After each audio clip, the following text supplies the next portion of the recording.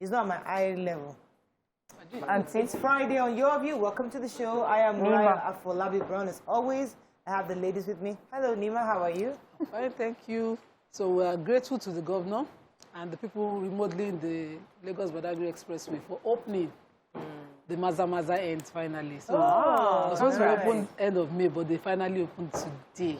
Nice. And I was coming, I was thinking there would be traffic. I went through all this, my detour, only to get up, and I was seeing everybody moving down, and there was no traffic. I was like, yeah, no wonder. So what's Maza? What's the So Maza to Signal Barracks was being reconstructed. That kind of work they did at Ojota. Okay. So to help the road, to make that place solid because of the kind of weight of vehicle and maybe flood, yes. So I'm hoping that the floods that place suffered in the past that deteriorated the road will not happen again. Hey, we're twinning today. Yes, we are. Somebody We're good minds think alike. Somebody reach out to you. Erelu, Ajay of... Yes, we all have it. Yes, we all have it. So just so and this is the first time I'm wearing mine. Both of us wore it on the same day. How are you doing, beautiful. DC? I'm not doing so good because I just realized that to do business in Nigeria it takes a lot. It takes your blood. They will ask for your blood, even your grandmother's left leg. They will demand it. So one of my fashion suppliers, so I source from different fashion designers. I have them across the country. So one of them in Lagos, the government had already given them, I think, about 7 days to vacate the land that they needed the property. And then they went there and demolished. This babe was crying. Me, I was crying. Demolished everything. And the government needed to take that land back. So sometimes the fault is really from these landlords who build those properties. They don't do due diligence to find out if in Lagos First Act to find out if the government has plans to use this land for something else. They build it, and even when the government compensates them, they won't be given to their tenants anymore. That's trust me, that First Act nobody will compensate them. Are you serious? They are illegal occupiers, and it's been for years. I think the past administration of the FHA should be investigated. The present administration of the FHA is doing the right thing. Okay. So those estates and areas, even the Jakonde estates, they had a plan. All the areas where you see buildings rising up were supposed to be playground for children. I grew up in a Jakonde estate in Iba. We had our playground when we moved in. Suddenly they built one thing there, they built another thing there. Can the protection guy help in this situation? Yes. You should be able to assist. Well, she is a tenant, so she should be compensated. She's still a Nigerian. And if she has her properties intact, she might not legally. If she gets child, so it's just painful because I'm worried now that the next batch of things I'll be getting, the prices will now go up. So everything, it trickles down. It affects every other person. Because she's trying to resettle. Well, you look beautiful, Shah. Thank you. You too, girl. How are you doing, Mariam? I'm doing fine. I just like the way you look so chic. And, thank you so much. Are these pants or are they pants on pants? Or what exactly are they? Pants. I know pants on pants. They're trousers and they top. There's two parts of it. And I'm thinking, okay, did you wear this? Okay, yes. It's just the style. So this is see-through. I thought you want two. That's what I'm thinking. No pants on pants. It's so for me too, like you, Lagos State government, I just want to say that since the last time I talked about the robbery on Eko Bridge, I noticed that we have a lot more security operatives on that bridge. So they are now more closely stationed. Unlike before, you have them at the top of the at the end of the bridge, and whatever would have happened at the top of the bridge would have happened before you get down. But now you have them almost all along the bridge, especially at night. So that's good. 2 days ago, I think on Wednesday, we lamented because we wanted to let Nigerians know what the government know what we're facing, and it's important to know when they do good, we tell them they do good, because I know that even at the NGF meeting, the Governors Forum, they did praise Governor Sanwo-Olu for actually doing a fantastic job on security. So one of our topics today is going to be reviewing what is being done. Because, yes, there are things happening out there, but once we know that work is being done, it will alleviate a lot of fears of Nigerians, especially those of us living in Lagos. Quickly, let me just give a caveat to the illegal occupier. So my own blood sister, my immediate elder sister, bought a property on AIT Road. And when the road expansion needed to happen, because she didn't do a due diligence, Governor Ambode's administration demolished a story building, her shop that she had built, and invested money in. So when I'm saying this, it's not because I'm not in touch with what is happening, but if I can say to my sister that is the reality, we need to check and map out and chart a property before you buy it. She was wronged, she will not get compensated. She paid for it, she bought it from Omonile, and she, she built it, and she lost that building, a large amount of investment that she had done. So, all right, today is Friday, so you have your interview again today, right? Oh, yeah, thank you, Mariam. I watched last Friday. So today I'm starting on the story of your view, how it started, the initial steps before we now came to where we have the ladies today. So I'm going to be talking on that journey. And so join me today at 5 p.m. live. I'll be there. It'll be great to have you guys to join me. All right, let's go on a quick break. When we return, we begin the front pages review. Stay with us. We'll be right back.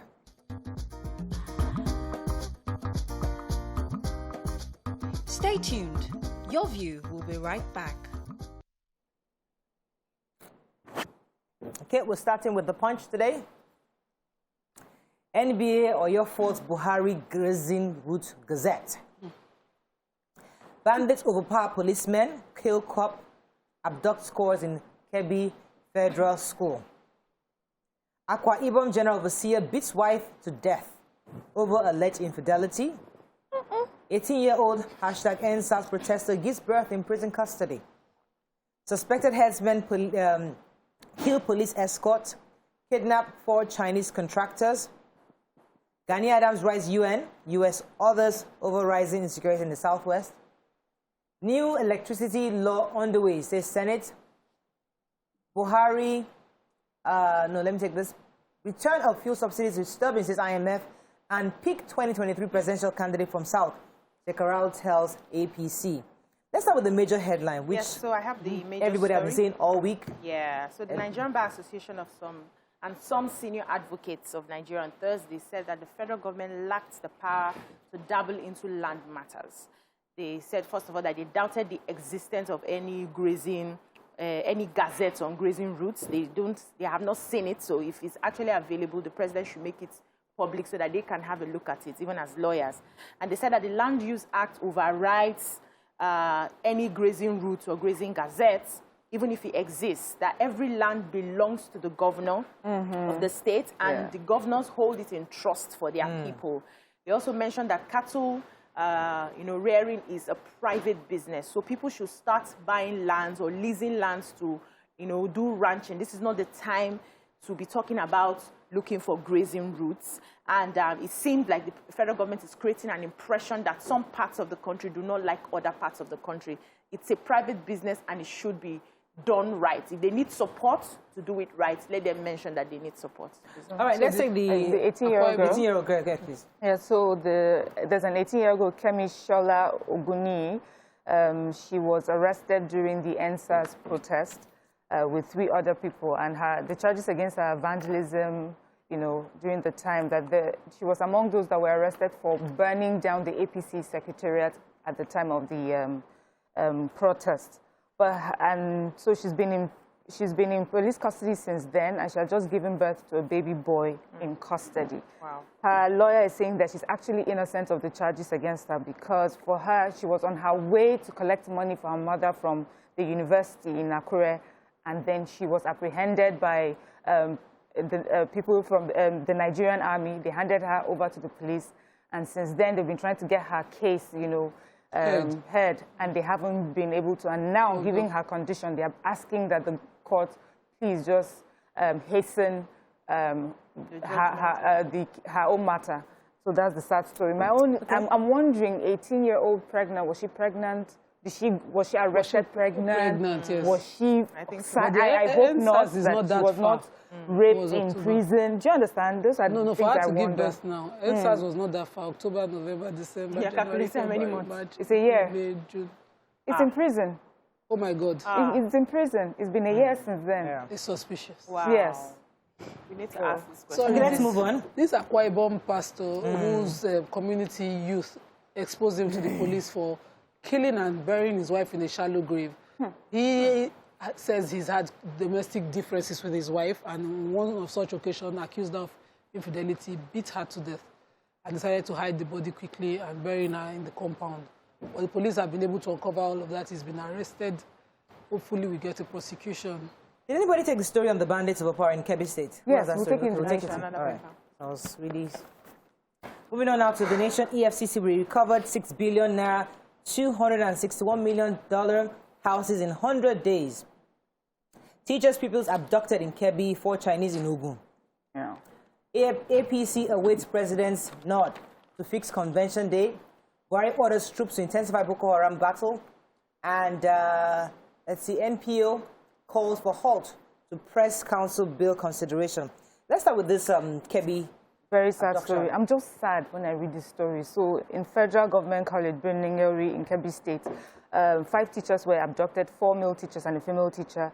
An unspecified number of pupils as of the time of this report. They said that a head count has not even been done yet because the principal is in no headspace right now to even do that. Parents are trooping into school. They said they came in about midnight, and there was a gun battle actually between the police and the bandits. One policeman was killed, a student was injured, and they just packed them up. Although in the paper I didn't say, but I was watching the news, and it says that they put them in a vehicle that was in the school and left with them. So the police are saying that they are right on their heels. They are checking forests and all suspicious criminal hideouts. We just pray this ends, you know, on the good side, that they are rescued and these bandits caught. God help us. Okay, in Ogun State as well, 4 Chinese expatriate workers that work with the railway construction were also abducted by bandits. They say 8 men dressed in black kaftan, looking fierce, came in, killed the policeman that protects the workers and that area, and took the Chinese people away. Police said they are right on their heels to checking to make sure. Really? That's the EFCC. Who has a major headline? Yes, I have EFCC. They have said that in the last 100 days, they've recovered $260 million. 6 billion naira and 13,000 pounds illegally acquired by suspected criminals. So they said they also recovered 30 real estates, 32 automobiles, a farmland, and other properties acquired by these suspected fraudsters. They said they're going to be prosecuting 800 cyber crime cases in various courts starting from next week. And they are going to proceed with corruption cases against former governors, ministers, and ex-bank chiefs.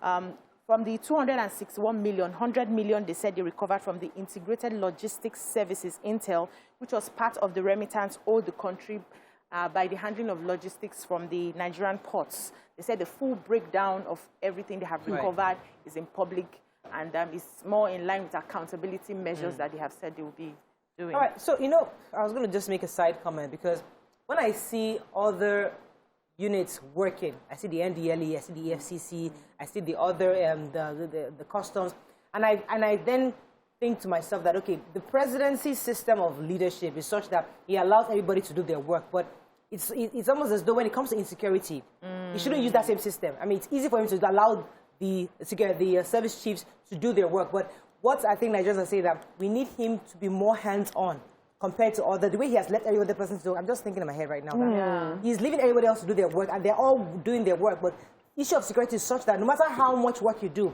as long as we're insecure, we will still look as if nothing's happening. So he needs to really take this extra serious, and I'm happy that I'll link that up to his visit to Borno, was in Maiduguri, and he saw the troops, and he assured them, let me read his exact admonition to them.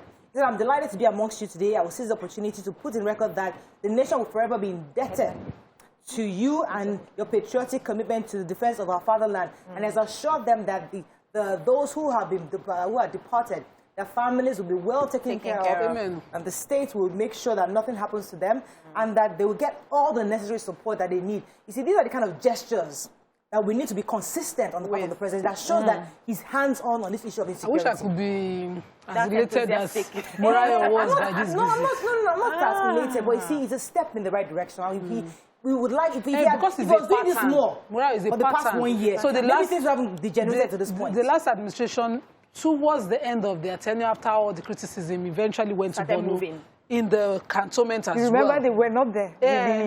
So it was the cantonment, the most secured place, and the highest of the high chiefs around, not in the interiors where this thing is happening. I'd like...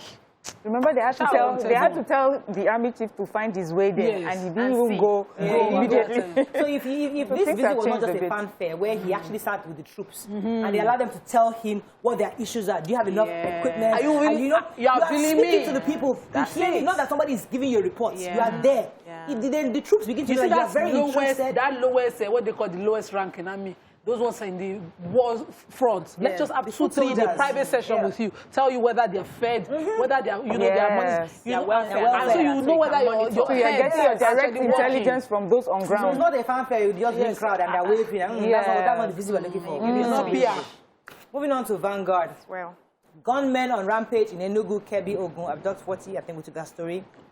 Airpiece, remember they're about to buy 13. So I think they bought this the third or so. Now look at the story, and they're hoping to get the pay for everything by 2022. Drop press regulation bill allow free press, says media bodies tell federal government. Will bring perpetrators of Iwo Road violence to book, says Makinde. Kidnap suspects accuse police of demanding 35 million naira to free them. Money laundering EFCC beams searchlight on car jewelry dealers, real estate developers. Boko Haram confirms Shekal's death. Buhari to military, don't give breathing space to terrorists and criminals. And APC governors pass vote of confidence on Buni's committee. Let's go on a quick break. When we come back, we'll review this paper. Stay with us. We'll be right back.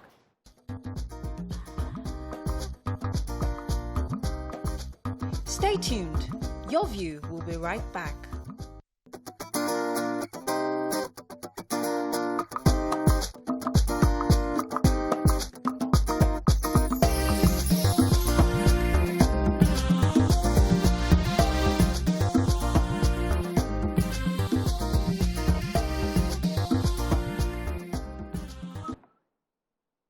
Thanks for staying with us. So we're reviewing Vanguard. Yes, BC had a story. Go ahead. They dropped the press review. Yes. Press regulation bill. So the House Committee on Information and National Orientation, Ethics and Values are presently reviewing the bill for an act to amend the Nigerian Press Council Act. And the Nigerian Press Association of the operators in Nigeria are wondering why they were not even invited to that public hearing.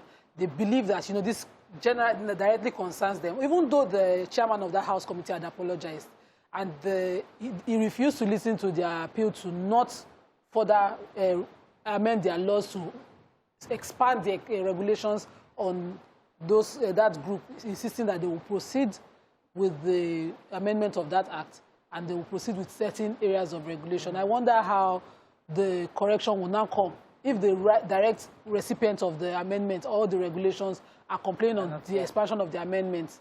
I don't know why they want to further. EFCC quickly. Oh, sorry.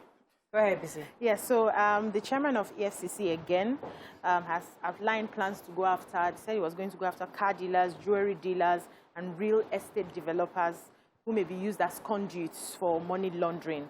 And he said he's working to strengthen, there's a special unit, special control unit against money laundering, so that they can checkmate the activities of most of these financial institutions to reduce crime.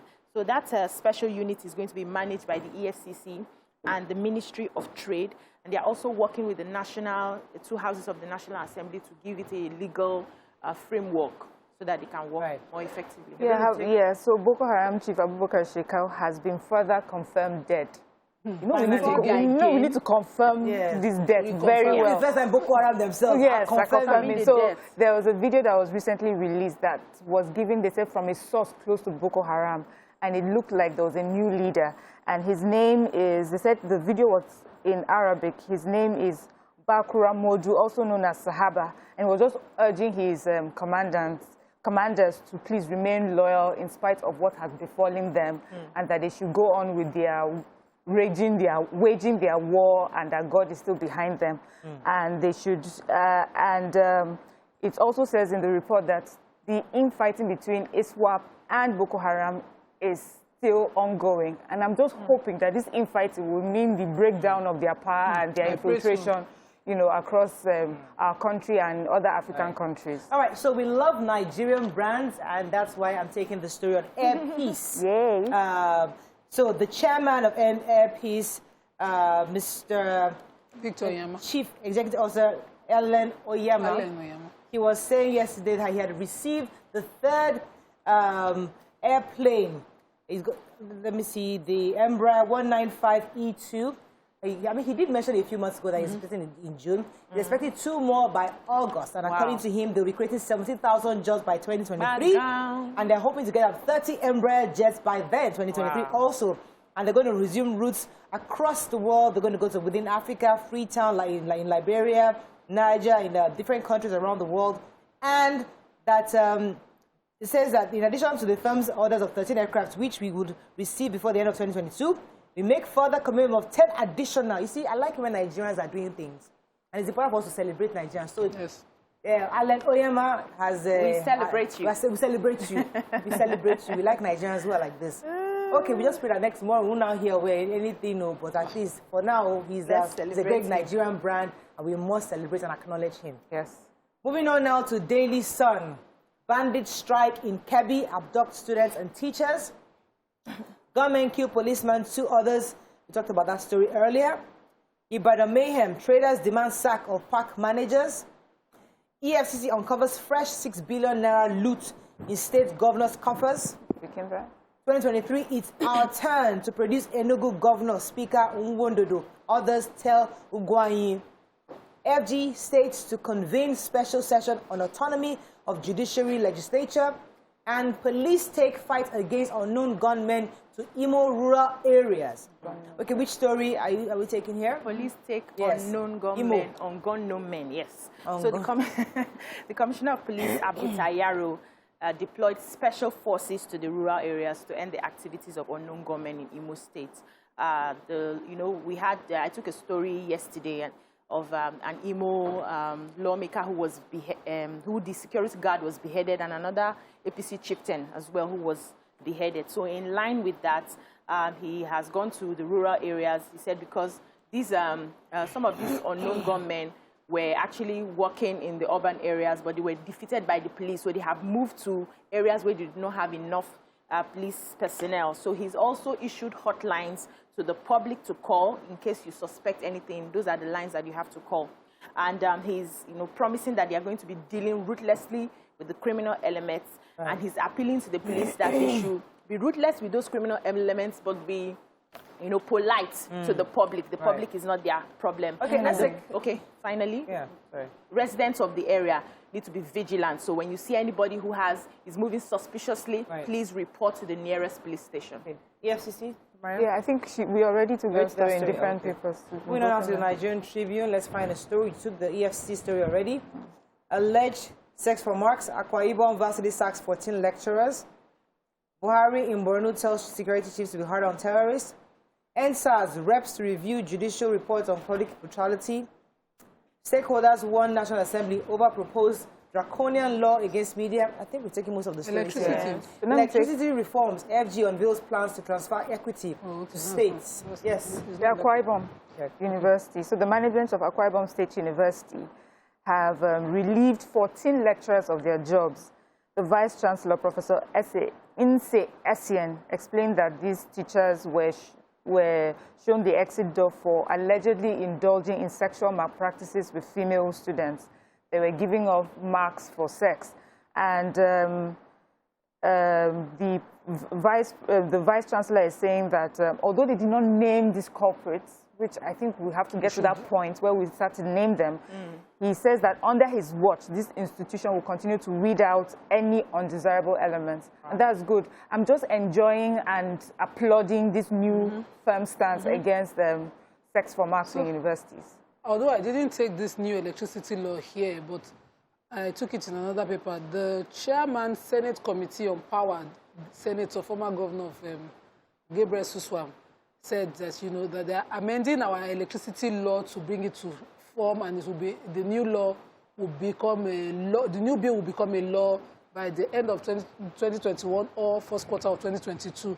According to him, the last Electricity Power Sector Reform Act was, put in law in 2004, even before the reforms that happened within the electricity sector. And so the old law does not take cognizance of a lot of factors, not even the factors of, the disco setup and all of that, what is required. And he said they're also looking to renewable energy, to cover renewable energy in this new act. Aside that, there should be a proper structure for takeover and certain areas of public outcry on how the sector is run, especially when a community has to install their own transformer and then sign it over to discos for them to own. And or when you buy your meters and then it becomes public company property that you paid for, we should have amendments of acts that will protect consumers and, areas like that. I was going to take a story. Our vice president had announced that the National Economic Council will be reviewing the various reports from the state judicial panels on #EndSARS. Remember, all the various states had various judicial panels that were constituted to review all the reports of police brutality across the state. So they're rounding up on their reports, and they're about to have a special session at the NEC to review all these reports and then take a decision going forward. All right, that's all we can take on Front Page Review. Is there another story for that? Yes, there's a story about telecoms. Yes, so I think the federal government had considered adding excise duty on vouchers, which would be, the burden would be on the consumers. We now have to pay extra because they said, according to them, they realized about 51 African countries actually have excise duty on vouchers. So they are finding ways to mop up money from the Nigerian people. But then the chairman, Alton, that's the, I want to get the name correctly, but the operators are complaining about it, saying this, we don't even have the modalities on how they want to start collecting this excise duty. And it's the consumers that will end up paying more. Now, right now, the operators are already overtaxed, so they can't even add additional to them. So please, let the federal government consider the people. We are still complaining we don't have enough food to eat. Things are expensive. It's now airtime again. Only Nigeria that doesn't pay tax. We don't pay no, that. we pay. Don't say we don't pay. But we pay. It's a very complex conversation to have. Please, many countries do pay. With all sorts of tax. What we pay for food is different what they pay. So, but we still, I don't know. This our country is a very special country. Let's take it one. Let's go on a break. When we come back, still on the issue of insecurity. Stay with us. We'll be right back.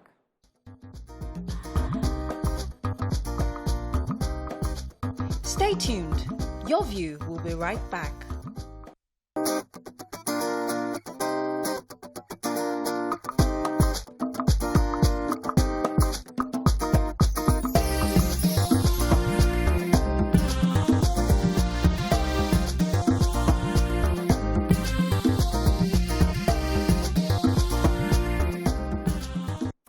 Thanks for staying with us. So, a few days ago, we lamented about the state's insecurity in Lagos State, and we're really concerned about the various reports that we're getting on citizens. So we reached out to the government to find out what exactly is being done. So in Lagos State, we read a report that 127 suspected traffic robbers have been arrested by operatives since March. The police commissioner, Hakeem Udumoso, have assured residents the menace would soon be history with the deployment of additional resources to combat it headlong. Join us on the conversation right now is Mr. Tony Ofoyeton, who is a public analyst. Welcome to the show, sir. Are you there? I'm here. Good morning, my sister. Good to have you on the show. So we had. My pleasure. Thank you. So we were quite worried about the space of insecurity, but we are hearing that there's quite a lot has been done so far in Lagos State.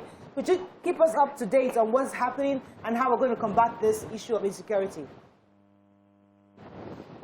Well, let me start by approaching it from the solution perspective.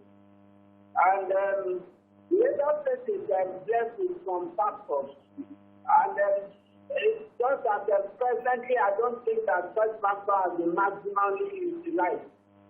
Lagos State has the advantage of having some of these strategic locations where cameras, even though it may not seem very obvious to the public. Also, the advantage of Google Maps is also there. Now, I will explain.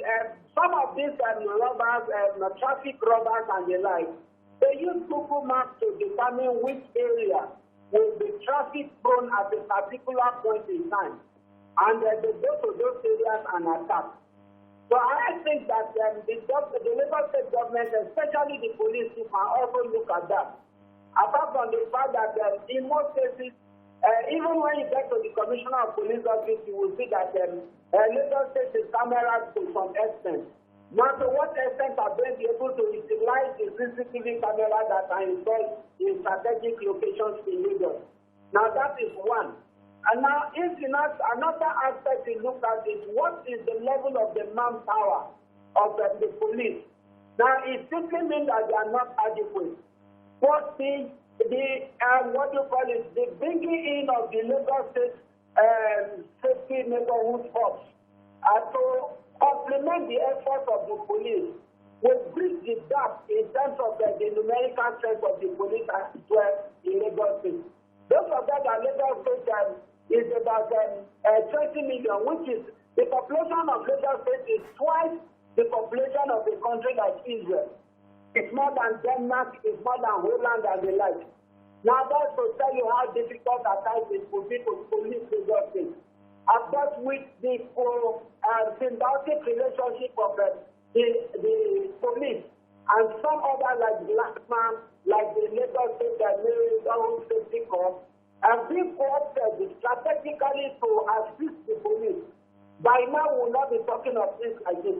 But I think one of the problems of the police is their inability or their non-readiness to work with some of these sister security agencies. And it's telling on that because numerically they do not have the strength to be able to combat this crime. And apart from that too, you also see that in terms of equipment, to what extent do they have the technological equipment to be able to manage such crises? Don't forget that when you talk about traffic robbery, the advantage of the traffic robber is the ability to get away on foot.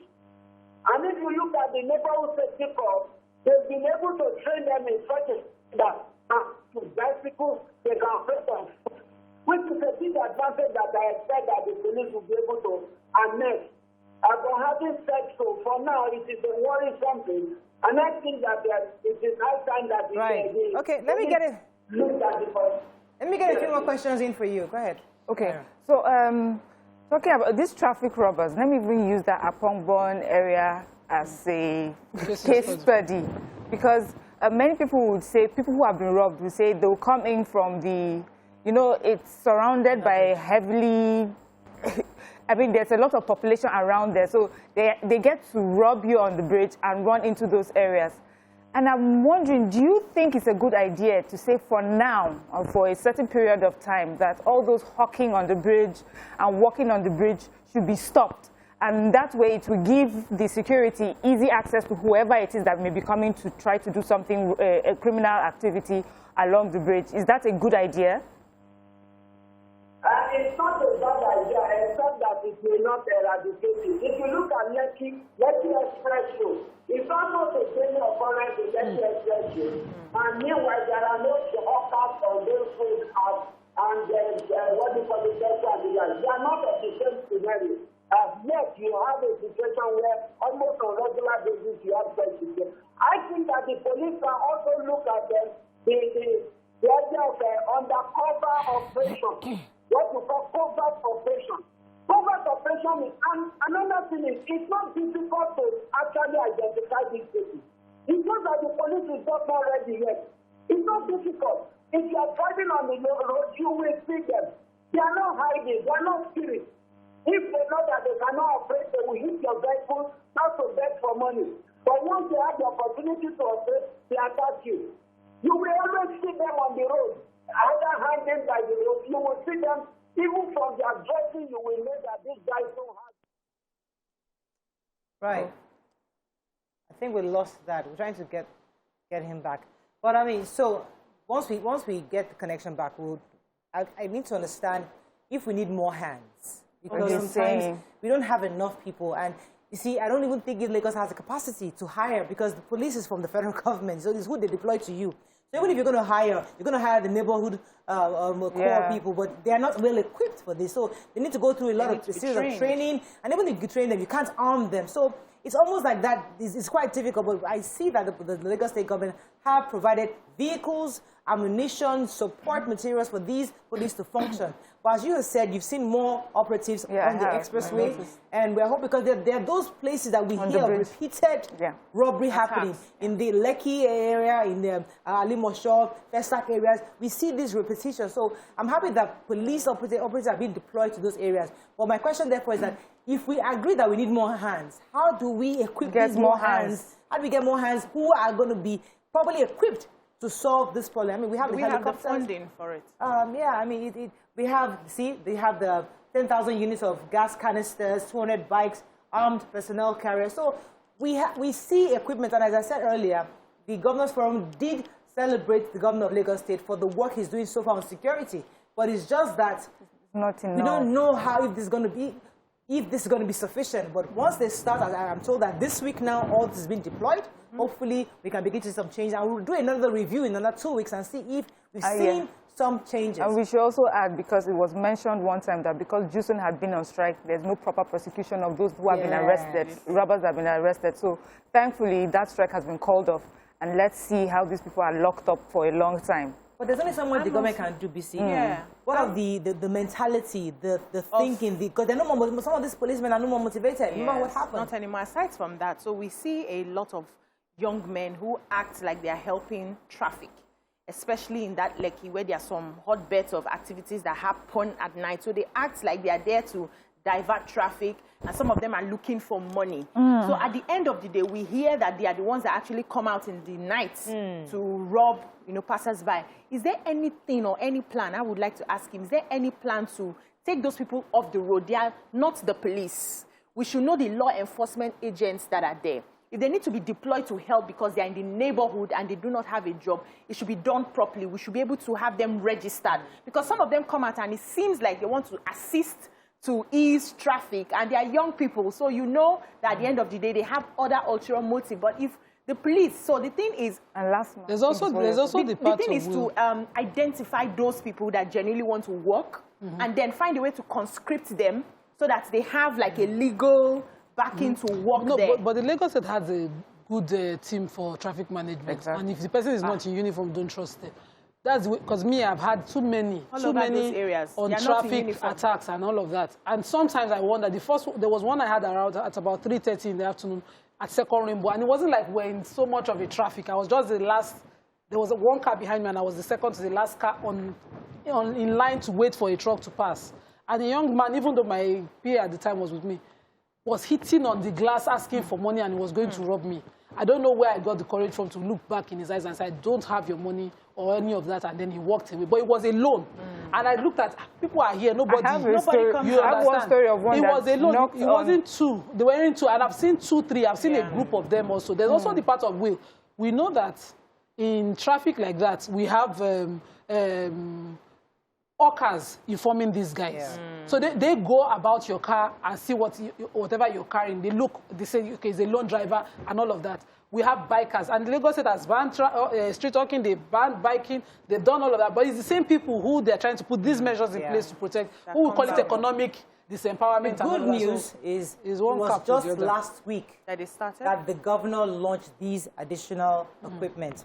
So let us give it another few weeks and let us see how it's going. So it's going to be deployed, and you've said you've seen a few people on the roads already. We'll begin to observe, because it is that when you see the governor do this, it reassures you that something is being done, that you're being heard. But now that you've been heard and they're putting more people on the roads, we hope that this will actually help quell this insecurity that many of us feel. Mariah, also we need to learn to give it time. So because they have started does not mean tomorrow you're going to see the result immediately. There's a process. It's just the impact that makes people apprehensive. In a hurry, but we need to learn to give it time. We also have to be careful, be vigilant. So as people, I mean, I'm very, very careful. Don't just go out for the sake of going out. Only when it is necessary. I'd like to also add that they should comb all those areas of unknown address. So some people carry out crimes in certain areas. You can identify the person, but once the person blends into that place, there's no address. Slums and all of those places. On the Badagry Expressway towards Okoku, people live in the middle of the express. People build shacks and live there. And so robberies and all of that cannot be easily traced. Unfortunately, I really wanted to get our guests back. Unfortunately, we lost that caller. But we'll keep following up with the government of Lagos State to be sure that all is being done to ensure total safety of lives and property. But we are happy that at least progress is being done, and it's not a progress in error. It's progress hopefully. Stay with us. We'll be right back.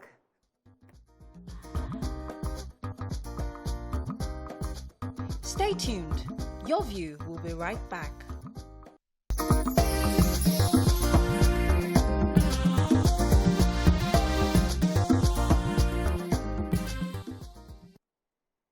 Thanks for staying with us. So, how late is late for anyone? We saw a post that says, everything is God's timing.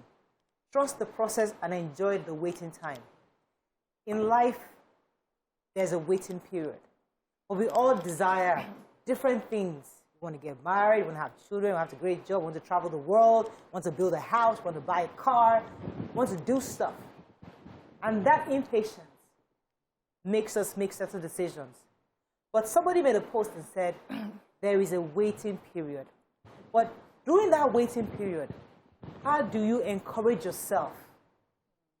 How do you empower yourself to accept and embrace that wait before you get to your destination? Please share your thoughts with us. You can call us on 081-270-53687, 091-390-76948. You can also send us messages on YouTube and on Facebook, and we'll be happy to read your comments. So this is such an important conversation because while the wait is going, and you feel there's no light at the end of the tunnel, it's always hard.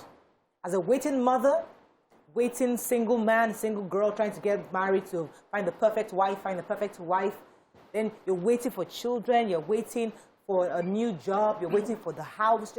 That waiting period is so difficult. And people say, trust the process. But as a young person, you need people who have made some kind of achievement in life to reassure you of how to trust the process, because they don't even know how to trust that process. Some of them are depressed and they feel it's the end of the world. In fact, they feel all the circumstances around them is such that there is no light at the end of the tunnel, including the issue of insecurity in our country. I'm thinking, until I leave this country, I have no movement. Until I enter marital and get out, there's no stepping forward. So how do we begin to encourage each other in this waiting period? So I think that we need to start by understanding that we all have different paths. We all have our different destinies. We all have our different purposes. And I will go back to parenting. When you have children, it's very unfair that you compare them because they all have their different journey. A Kunle will not be like a Mayowa. Their paths have been orchestrated and they will go in that direction. So if you have that understanding, you will not be pitching a child against the other. Can't you see your brother? Your brother has achieved at so age. He achieved this. He did that. He did this one. See you. You are still loafing around. And I'll take it to the scriptures because we had even our Lord and Savior Jesus Christ, who his mission was just to last, for him to just be and save the world. And he only had 33 years to live. The first 30 years, he had not started achieving his purpose. When he got to 30, he did that purpose and achieved it at 33 and left. So he fulfilled his purpose at the time that it was right. We've heard of, is it not this KFC person who started at, was it 60 he started, I remember?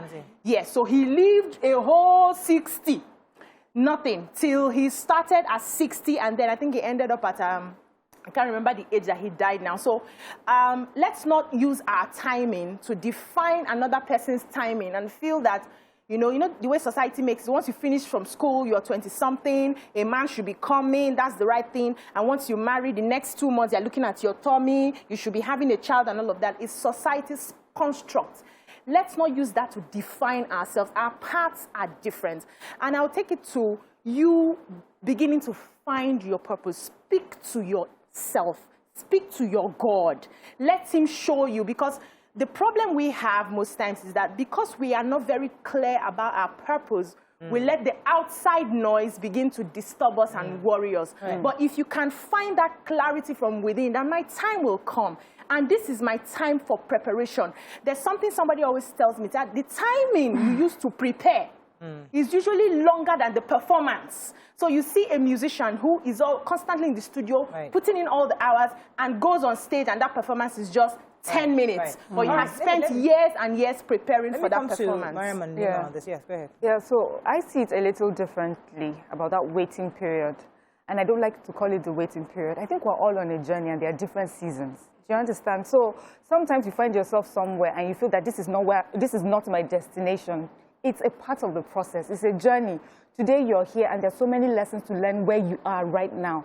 And the lessons you learn where you are right now would will come in handy for you where you find yourself in 2, 3, 5 years. You find some people who are so disgruntled and just unhappy because they find themselves working somewhere for minimum wage. And that unhappiness does not allow them give their best and do their best. And usually people who seem to be more open-minded and just happy where they are and give their best, from where they are, they get referrals, they get opportunities to even do bigger things. So it's your attitude where you are today. So it's not a waiting period where you're sitting down and just counting the days, counting the minutes, and waiting for your destination. Everyone who is a billionaire today, if we were to use billionaires as a rating for success, started from somewhere. Some people, we have heard the stories of when they used to be billionaires, but their happiness or their journey did not end there. It's a journey, and wherever you find yourself, apply yourself, be happy where you are. As long as you're happy with yourself, wherever you find yourself, just be accepting of your situation, of your season, and put in your best. Right, okay, let me go on a quick break. When we come back, we'll continue this conversation. We'll take it to relationships and other things. Stay with us, we'll be right back.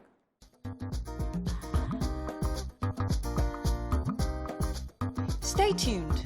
Your View will be right back.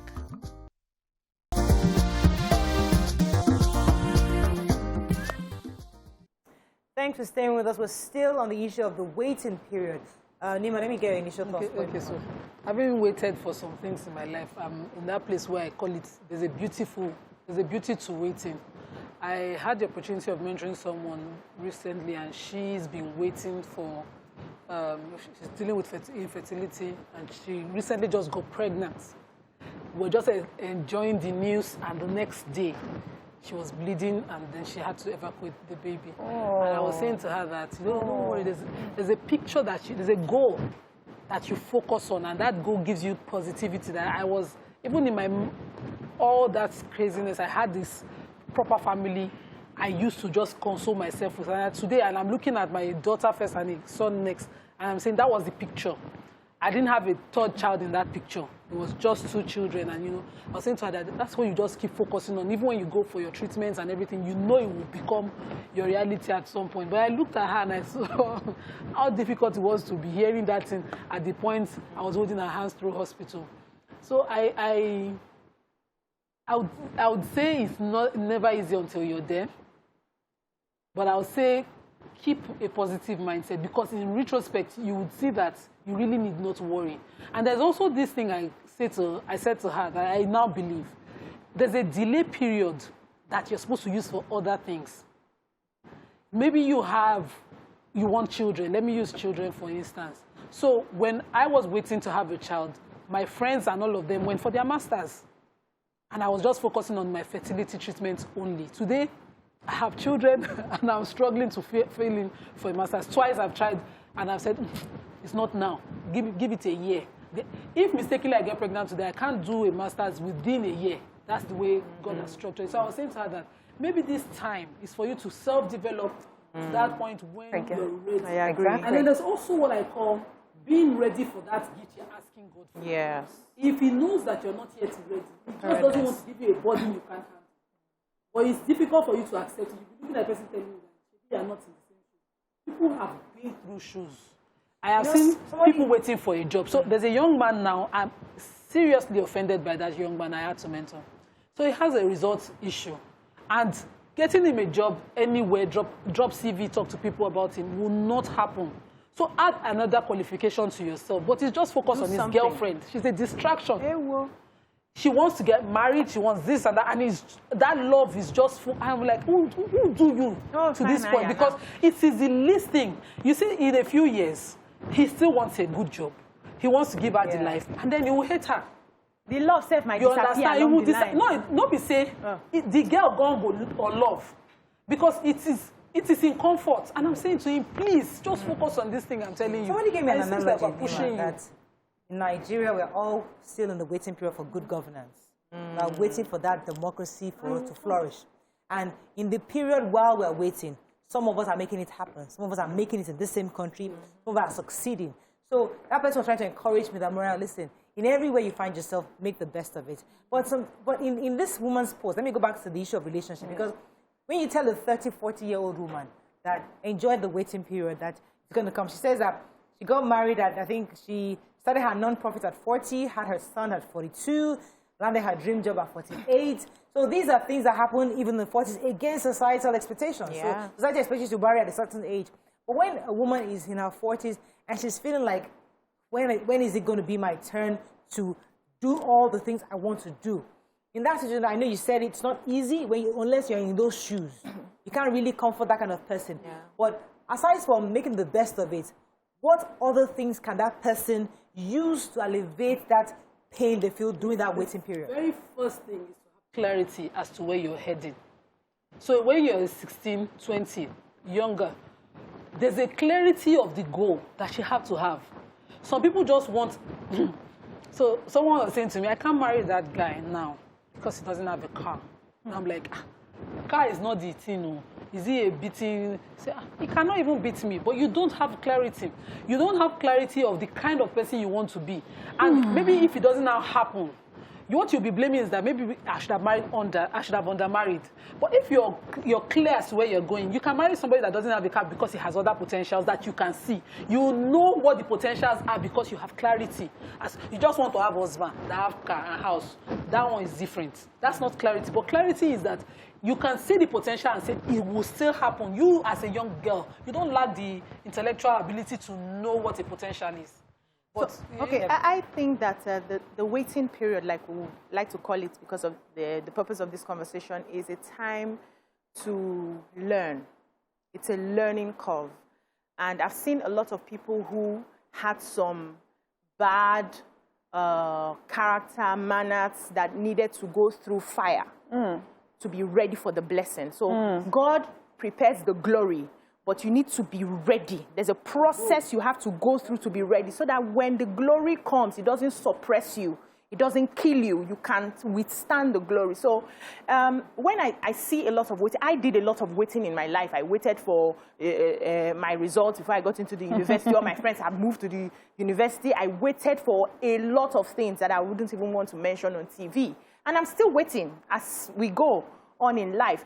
But I see that as a time that God wants to prune you. You know the way you prune your flower, you prune your plants so that they come out better, they come out refined, they come out. So if you see that as a pruning process, let me give you an example. I remember I was having a conversation with a young girl recently. I said, I'm sure God did not let me blow in music because he wanted to teach me humility. There was something he wanted to teach me. So if immediately I did that music and I blew, I may have been a very proud person. But that period broke me. Like, I will look in the mirror, I will be weeping. I will say, is it not song? I can sing, I can scale, I can rap, I can do this. I am talented. I can hold my audience and engage them. I am this, I am that. But that period broke all. You saw those wings? He broke it. He pruned me. He scattered me and everything. And along other experiences I've had as a human being, when I look back now, I may not have been a music star, you know, but I'm happier where I am. I have empathy for people. I treat everybody around me as a human being. Right. If I had come out and just blown like that, I may have lost that lesson. So let's take that period as a period and constantly, if you work with God closely, constantly ask him, what are you teaching me? Right. What am I learning this time that will help me tomorrow? We're going to wrap up on this very quickly. Yes, ma'am. So for me, I would just like to take a little away from relationships and waiting for babies and waiting for marriage, because I feel like we've discussed it in various forms on this program. But it's also really about what you think that you should have achieved at a certain age. When you're with a group of people of a certain age group, in your 40s, you should have a house or a car or a job or a certain type of gadgets. You're not using this sort of phone, or you're using this sort of wristwatch, you're driving this sort of car. So society makes you feel that if you don't have the thing that a group of people have determined for you is what you should have, then you're unhappy for yourself, you know. And I remember one time someone made a post about a designer that started, she's a world-recognized designer, and she started Vera Wang dresses. She started her first wedding dress when she was 40, and many other people in their 50s. That's when they started the big business that we know them internationally for. And I posted it, and someone sent me a message, take your time. It's when you wake up that it's your morning. Yes. I understood that, but also I feel that that message also comes across like, well, keep being lazy. Keep being lazy. When you wake up, you will know yourself. You know, that sort of thing. And I've heard this because people have said it to me that, how do I respond to when someone sends me that sort of message? Is the person being encouraging, or is the person being dismissive, or, you know, trying to make me feel bad? The thing is, no one can make you feel any sort of way. You have to do it for yourself. And when you do wake up, it's your morning. But nobody determines to you what that morning is and how it should be. What's important that if you apply yourself, look at Femi. Femi's been holding for a while. Femi, are you there?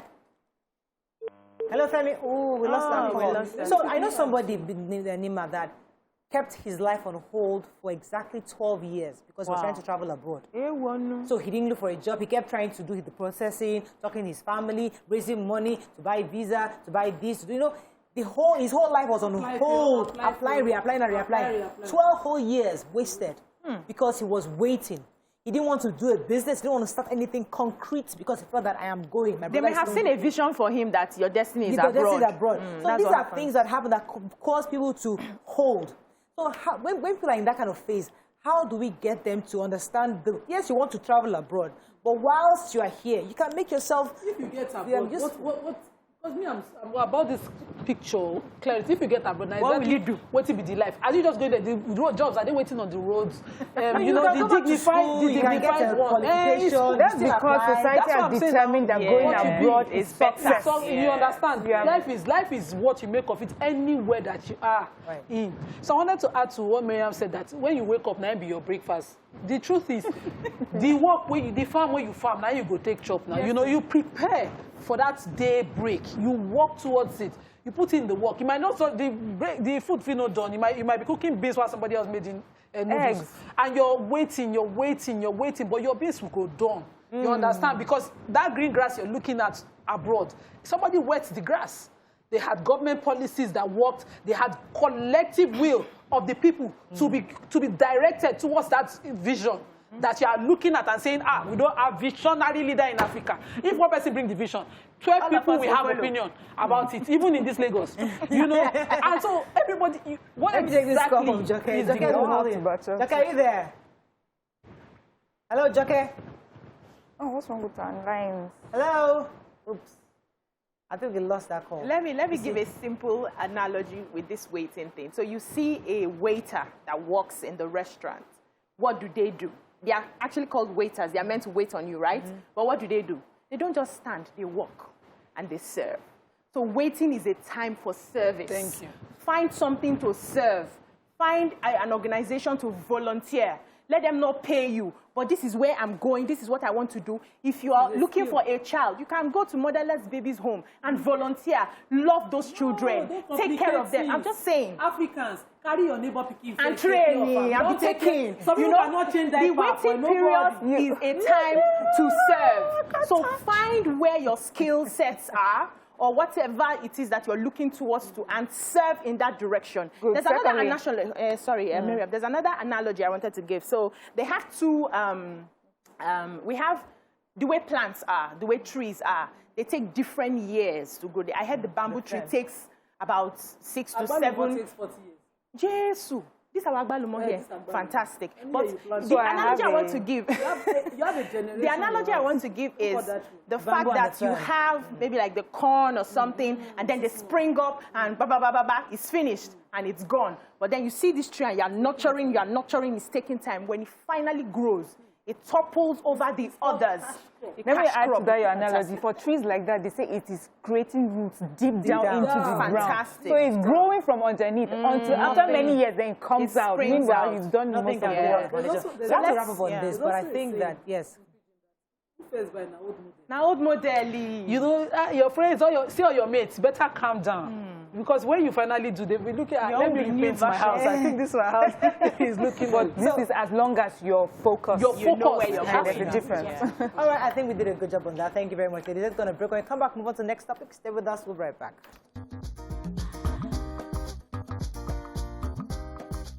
Stay tuned. Your View will be right back.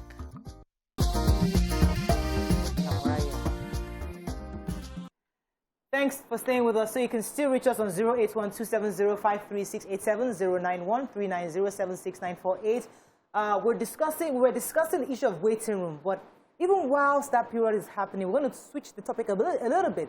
Talk about what we fail to teach our men when they enter this institution called marriage, because there was a group talking about this, and they were highlighting a few things that men fail to understand about women and about marriages. And I'll take a few, and let the ladies take a few. I'll take two.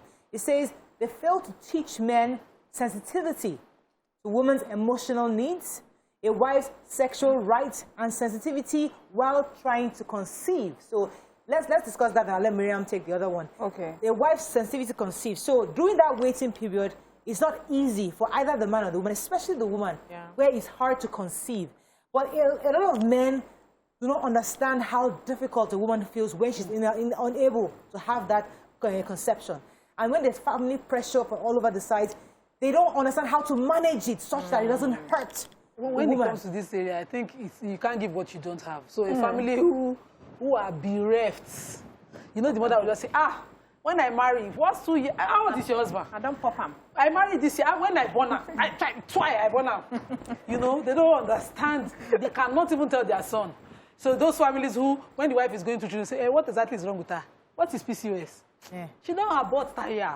That's why. So what would that family give their son? They are of the same boat. Yeah. It has to be another miracle angel from somewhere else with a different perspective to life that can change that person's or experience. So that when their own child has to go through it, they can then understand. Even some families are very empty. When their child is even going through it, they see that as abnormal. So I think it's not just our sons now. Our families. Yes. And that's the issue of conception. But the other issue of wife's sexual rights. So when you are in that, I know that's your area of specialty. In that room, so a man is not taught to understand that this woman too needs to be pleased. Exactly. Needs to enjoy the situation. Yeah. So you know the mindset of the mothers.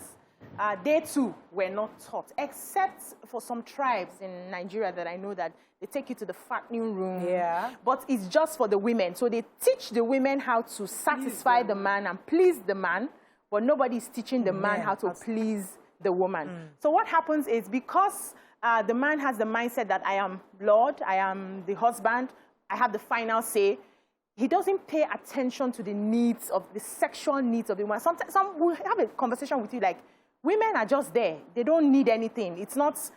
When a woman is now beginning to have a conversation of, do it like this, I like it like that, they'll say, you are spoiled. Somebody else has touched you. Who is teaching you this bad thing? Not knowing that a lot of women had to suppress that because they felt society did not permit them. So we need to start raising our young men to understand that exactly how you feel, the woman feels that way, so pay attention to her, ask her questions, ask her how she likes it, have that conversation, be open. Two of you are one. That one means, and he knew her, according to the biblical words, and they became one flesh. All right, I'll let you respond and then take the next thing. So for me also the sexual rights, I think also it has to do with the times when a man feels he needs to have it, whether you like it or not.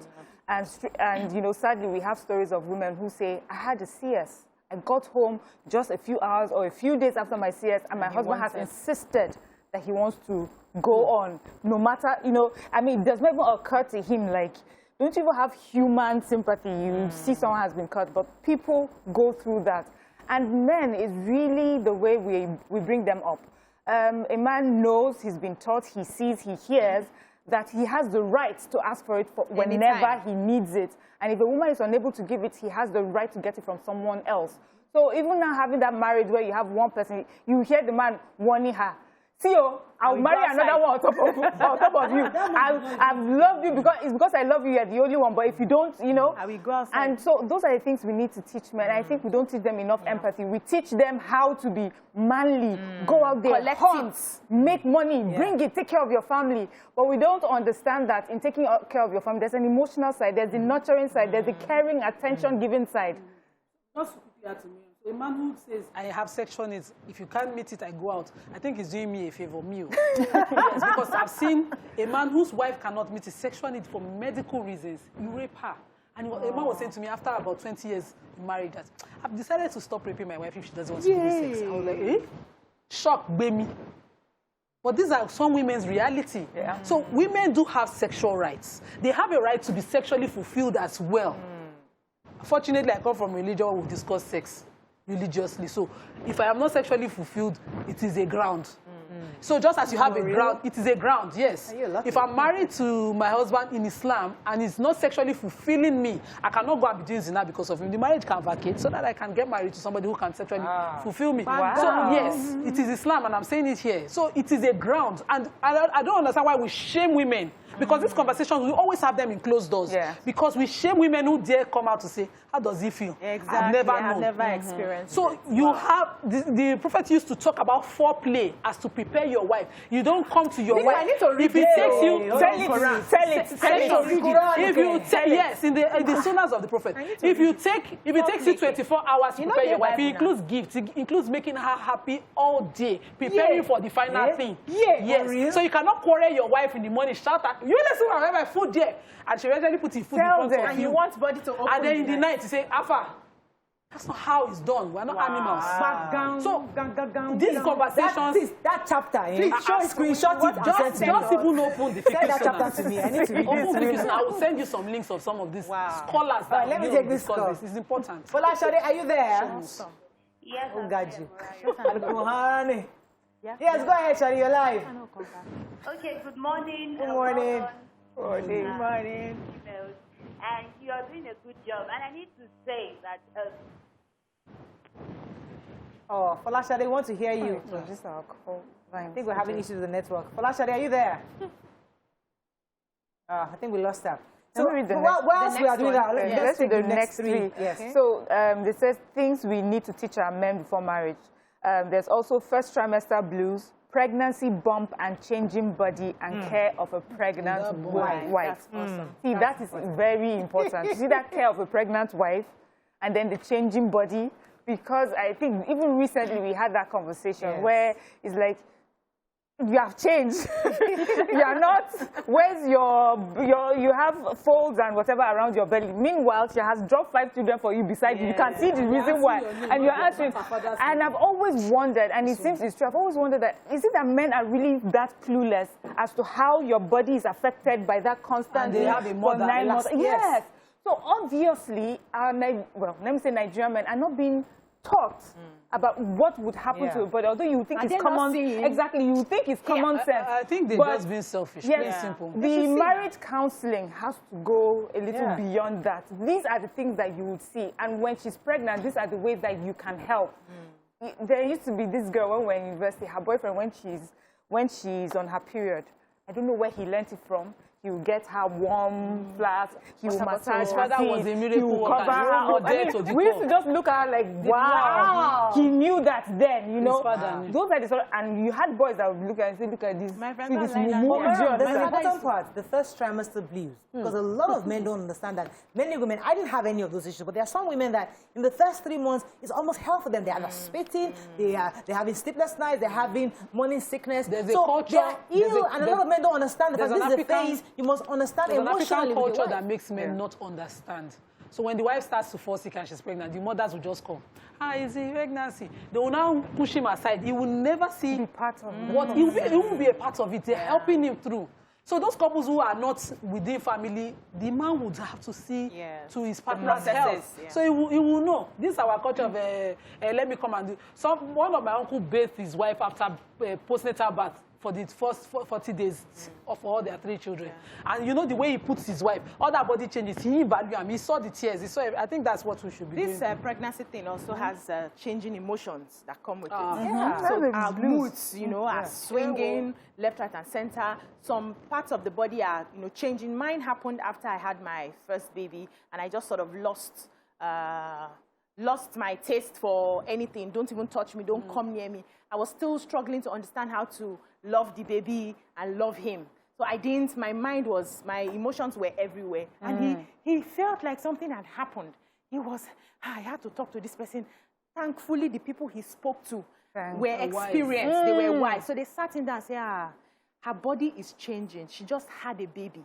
Give her time. Understand that this is a process. And you would help her come out of it, or you further push her away. And we had to walk through that process. So I think the men, too, I don't see where men gather and talk about how to please their wives. Have you seen? It's not a career. Yeah, it's not a career. It's women that gather. This conference, they're talking about how to make the man happy and everything. That conference, I don't see men gather and gist on how do you make your wife satisfied in this aspect? How do you make your wife happy in this? I don't hear that sort of conversation. We need to encourage it as we are raising our boys. The way we gather to talk about how to please them, they should also have conversations on how to please us. Let us balance it. These conversations are some conversations you have to be careful when you are hearing. Because some people will be telling, I was right, say 10 horsepower man. You come and kill.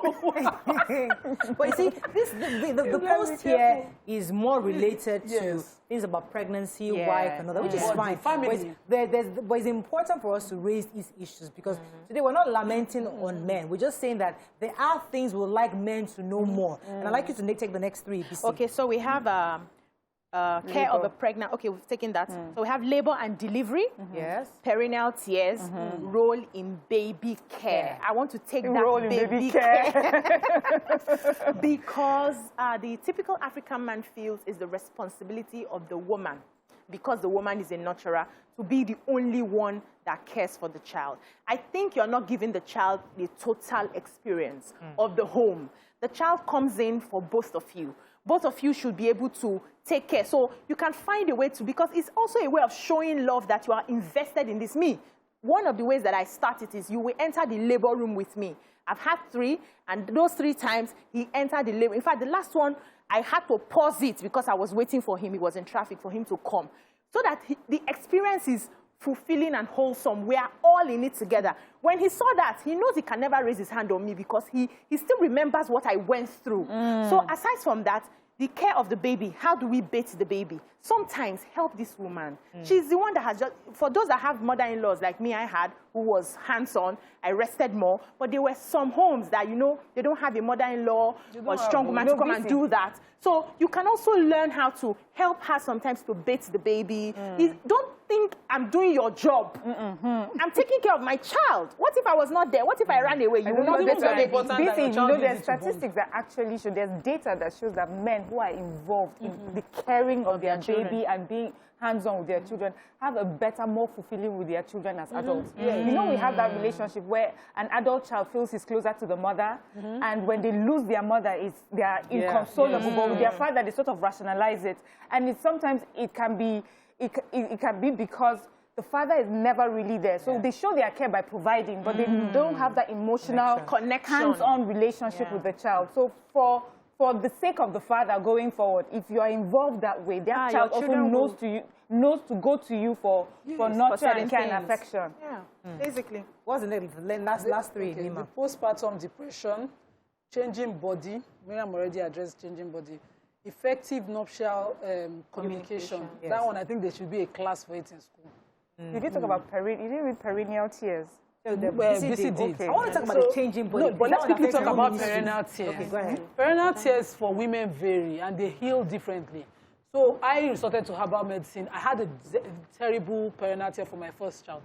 And I resorted to herbal medicine that worked within 7 days. But I met women who, after several days, are having leakages and, they're suffering. I don't know what that is. So when your baby is crowning during a natural delivery, and it's obvious your cervix can't extend beyond the cervix, the hospital is supposed to help you. Some women that to go to different other places to give birth have to tear themselves. Anyhow. Yes. Some people have to, in the hospital, even when they help you do tear, they do so and stitch back. But healing of that area takes some... It depends on body now. It takes time for different women. So men should understand when the woman is sore in that area. Some people, I've seen somebody who had terrible body odor. It was taking her forever to heal. I have an experience with this. So I had a woman come to me. We actually met at a gym, and then we got talking and everything. And she was asking me that, is there any way I know somebody who can do surgery for her to suture up her body? She's had 4 kids. And I was like, why do you need to do something like that? She now explained that her husband doesn't give her time to heal properly. In fact, from the last episode was from the hospital the guy had gone in and the thing tore. They had to take tore again, and they had to take her back. Now, I now said, why did you have to go through all that process for 4? And she said they told her that the man keeps threatening that if you don't do this, I'm going to go outside. And so she had to. Now, the conversation now moved to the man is now going out and complaining that that place is now slack. That was the conversation, and so she needed help. You see, the man is still the one complaining of exactly. The so I had to, when I now had subsequent talks with some women, I had to tell them that everybody heals differently. So for some people, they need like 3 weeks, they need like 4 weeks. You need to understand your body. That what I used to protect myself was to give myself 3 months. I don't care if I heal in 2 weeks. You know, concern me. 3 months. We also be emotionally ready. Yes, and I begged Oga and said, you like it, Abi. You want when you come back is the same. Give me time to heal. And it's a conversation we need to start having so that you don't have men at the end of the day complaining. Because if you let me not use medical terms now because I'm not a doctor. I will not be allowed to use that. But that it takes a process for the body. Our body is elastic. It actually is meant to come back. But you need to give it that time so that you don't lose it at that. But we need to have this conversation with our men. We need to talk about it. So there are some cultures that are talking about talking about sex and what happens in the room is not something you discuss openly. You're just supposed to grow up and know what to do and how to do it. Yes. Wow. But the truth is that you have to have that conversation. I know that it's not a conversation you'll be sitting down with anybody to be having. How dare you? You're a bad person. Who raised you? You know? So now that we see the effect that it can have in marriages, because I think one of the reasons why this is listed is that many marriages begin to have fractures once a woman has a baby, because of all these new things that the woman is even trying to grasp, the husband is trying to understand. So we need to start having those sort of conversations in a healthy, educative manner. We're not saying, you know, okay, let me throw in this angle. So yes, you just had a baby, you need time to heal. But you as a person are not very, very sexually adventurous kind of person. So you use this opportunity to lock up for a while. And you don't tell a guy, I'm not interested. And then a guy is there complaining, okay, he has given you 3 months. After 3 months, you're not ready. He gives you 6 months. After 6 months, and you're just like, you're not doing it maybe once every 2 weeks and everything. And then in that kind of situation, where does the angle of compromise is? Where does a woman draw the line? Or where does the man draw the line when the woman is insisting that she's still not ready for that? No, but may I beg that we talked extensively about compromise yesterday on the show. And marriage is not for children. You have to swallow your own, you don't like it, to satisfy your husband. He owns your body the way you own his body, okay? So what I did, I don't know if I should be using myself for this example, is because I understood the situation and I needed time to be okay, I deployed other methods. Okay. No, I'm not explaining. That's the problem we have. Method here. Don't be scared. Method already know now. Don't worry. How do you know? That's what I just say deploy alternatives to satisfy your man, so that you can keep his heart. You see, we need to be truthful about this sort of thing. There's the last part of this highlights we're taking, which is the nuptial communication. And this communication is important. Important. Growing up, I used to see my aunties talk to their sisters about conversations that should be their husband's conversation. And as a young girl, poor me, had an old auntie confide in me about those kind of issues that she should be talking to her husband about. So I had to say to her that, I should go and tell him. So she was like, are you crazy? But as you're telling me now, what will I gossip? You know, and if I go and say it outside, then you start saying, you can't say it outside. So she understood, and fortunately she took it well, and they had the conversation. And what she was experiencing had a therapy to it. He just Googled and said, can you try this? So they would delay urine and delay the urine, and she felt better after a while. So there are alternatives to these things. And we must. There's also a level of patience you must have when a partner is discussing something that's supposed to be a difficulty to you. So some men just like, So I was thinking what Morel was also saying. Okay. Can you hold that thought? Okay, let me hold the thought. When we come back, we'll continue this conversation in a more calmer way. We'll be right back.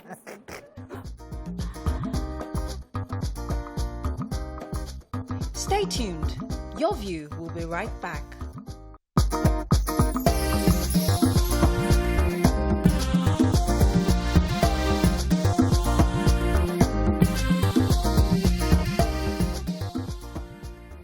Thanks for staying with us. So we're still discussing what are those things we need to teach men concerning women, especially in the issue of caring for women during pregnancy, after pregnancy, and their early marriage. Yeah. Mariam, we're going to say something. Yeah, you know, you were saying something about what if 3 months that you are given is not enough?